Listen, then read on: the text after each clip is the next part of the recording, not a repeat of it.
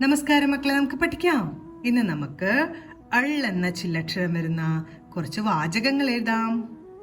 ആദ്യം പുതിയ സൈക്കിൾ വേണമെന്ന് എഴുതാം.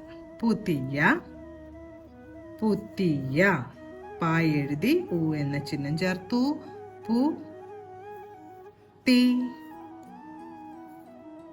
യ പുതിയ സൈക്കിൾ എന്നാണ് കേട്ടോ എഴുതാൻ പോകുന്നത്. സൈക്കിൾ. സായുടെ കൂടെ ഐ എന്ന ശബ്ദമാണ് കേൾക്കുന്നത്. ഐന്റെ ചിഹ്നം ചേർത്തു. അതിനുശേഷം സാ വരച്ചു. സൈക്കിൾ. കാ ഉറച്ചുച്ചരിക്കുന്നത് കൊണ്ട് കായുടെ കൂട്ടക്ഷരം സൈക്കിൾ. എൾ എന്ന ചില്ലക്ഷരം. സൈക്കിൾ വേണം.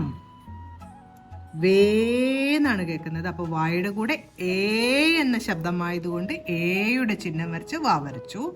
വേണം.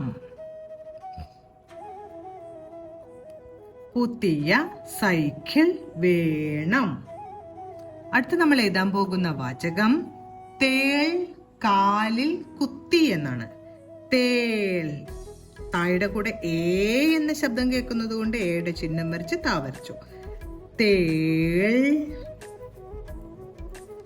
കാലിൽ. കാ എഴുതി ആയുടെ ചിഹ്നം വരച്ചു. കാലിൽ. ലായതിയുടെ ചിഹ്നം എൽ. കാലിൽ. കാലിൽ കുത്തി എന്നാണ് ഞാൻ എഴുതുന്നത്.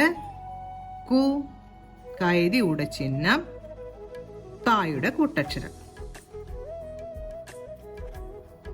കുത്തി. തേൾ കാലിൽ കുത്തി. അടുത്ത് നമ്മൾ എഴുതാൻ പോകുന്ന വാചകം 7 ആപ്പിൾ തരൂ എന്നാണ്. 7 എന്നാണ് ആദ്യത്തെ വാക്ക്.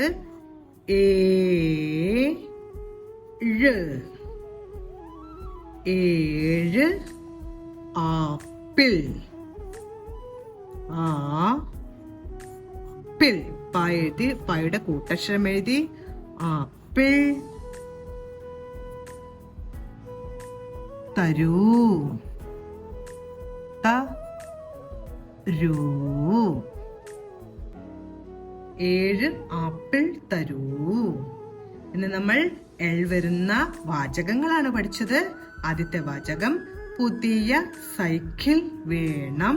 അടുത്തത് തേൾ കാലിൽ കുത്തി. അടുത്തത് 7 ആപ്പിൾ തരൂ.